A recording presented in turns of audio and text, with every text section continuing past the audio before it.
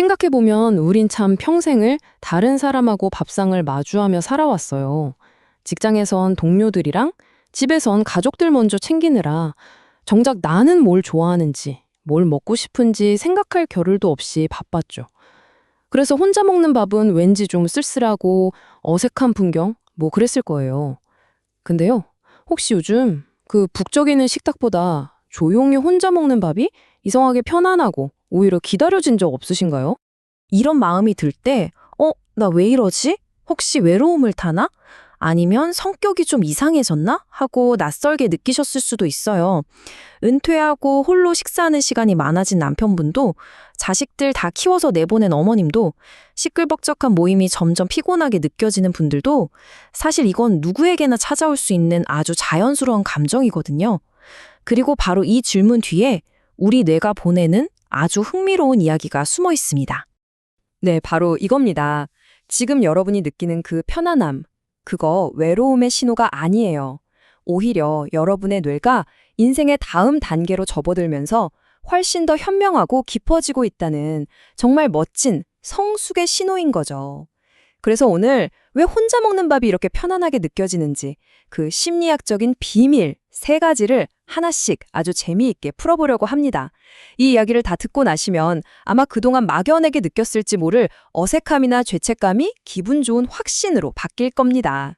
자, 그럼 첫 번째 비밀의 문부터 같이 한번 열어볼까요? 그 비밀은 바로 여러분의 뇌가 이제 관계를 새롭게 정리하기 시작했다는 겁니다. 스탠퍼드 대학의 로라 카스텐슨 교수가 제시한 사회 정서적 선택 이론이라는 건데요. 말이 좀 어렵지 내용은 아주 명쾌해요.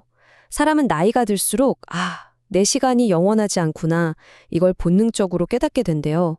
그러면 뇌가 아주 실용적이고 현명한 선택을 하기 시작하는 거죠.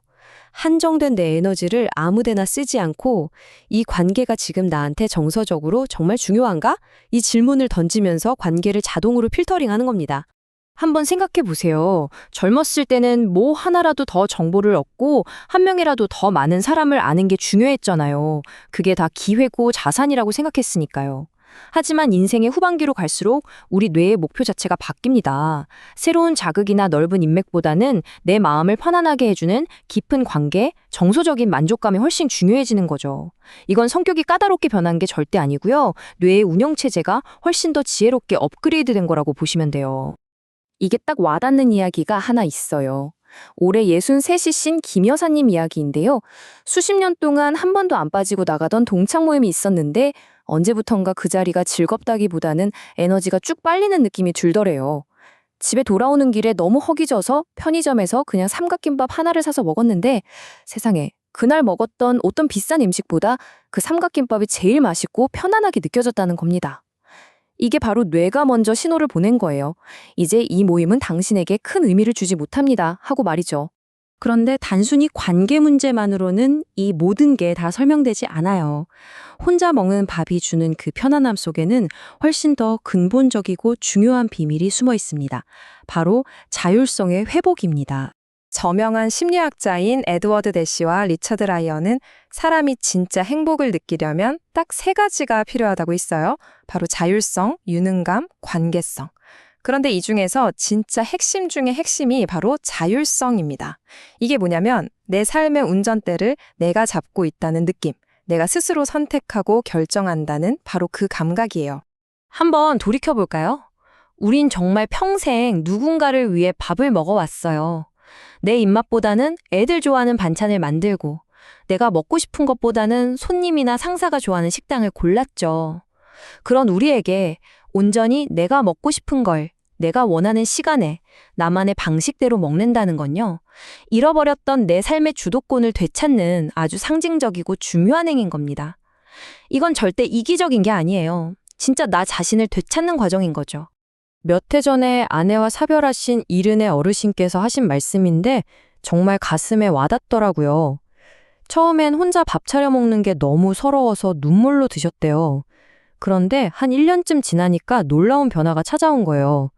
아침에 눈 뜨면 오늘은 뭘 먹을까? 스스로에게 묻고 누구 눈치 볼 것 없이 된장찌개든 라면이든 내가 딱 먹고 싶은 걸 끓여 먹는 그 순간이 하루 중에 가장 큰 행복이 되셨다는 거예요. 이것이 바로 자기결정성 이론이 말하는 자율성이 주는 정말 깊은 만족감입니다. 자, 관계를 다시 정의하고 또 자율성을 회복하는 것까지 살펴봤는데요. 이제 마지막 세 번째 비밀입니다. 어쩌면 이게 제일 신기하고 흥미로운 이야기일 수 있어요.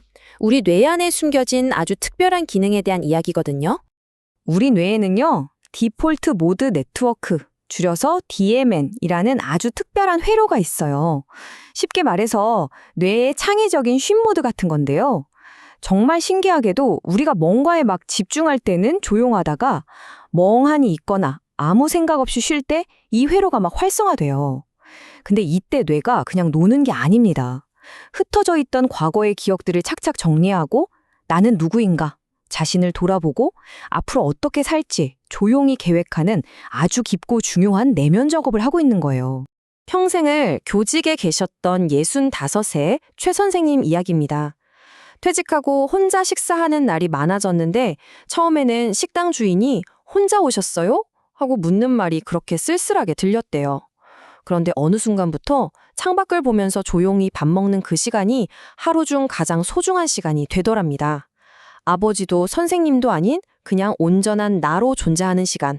최 선생님은 이 시간을 스스로와 나누는 나만의 회의 시간이라고 부르신대요. 바로 이 시간이 뇌의 DMN이 가장 활발하게 일하는 골든타임인 셈이죠. 자, 이렇게 세 가지 비밀을 다 열어봤는데요. 결국 이 모든 이야기는 하나의 진실을 향하고 있습니다. 혼자 먹는 밥이 편해진 여러분은 외로워진 게 아니라 마침내 자기 자신에게 온전히 집중할 준비가 되었다는 뜻입니다. 다시 한번 정리해볼까요? 첫째, 이제 여러분의 뇌는 양보다 질 높은 관계를 원하게 됐다는 거. 둘째, 남의 기준이 아니라 내가 직접 선택하는 자유가 얼마나 소중한지 알게 됐다는 거. 그리고 셋째, 조용히 나를 돌아볼 깊은 휴식, 그 성찰의 시간을 간절히 필요로 하고 있다는 겁니다. 이 모든 게 바로 여러분이 정말 멋지게 나이 들어가고 있다는 성숙의 증거입니다. 그러니까 이제 미안해하거나 어색해하지 마시고 오늘부터 딱 세 가지만 한번 실천해 보시는 건 어떨까요? 첫째, 일주일에 딱 한 번이라도 의도적으로 나만을 위한 혼밥 시간을 만들어 보세요. 둘째, 그 시간만큼은 스마트폰은 잠시 내려놓고 음식의 맛과 향에 집중하면서 뇌에게 온전한 쉼을 선물하는 겁니다. 그리고 마지막으로 가족들에게 당당하게 한번 말해보세요. 나 혼자 밥 먹는 시간도 참 좋더라. 이 한마디가 여러분의 자율성을 존중하는 아주 중요한 시작이 될 겁니다. 수십 년 동안 법상머리에서 늘 누군가를 먼저 챙기며 살아오신 당신 정말 있으셨습니다. 이제 더는 미안해하거나 어색해하지 마세요. 오늘 당신이 오롯이 자신을 위해 차리는 그 한 끼의 식사가 당신의 몸과 마음에 주는 가장 건강하고 따뜻한 선물이 될 겁니다. 드디어 당신이 자기 자신과 아주 근사한 식사를 시작한 것이니까요.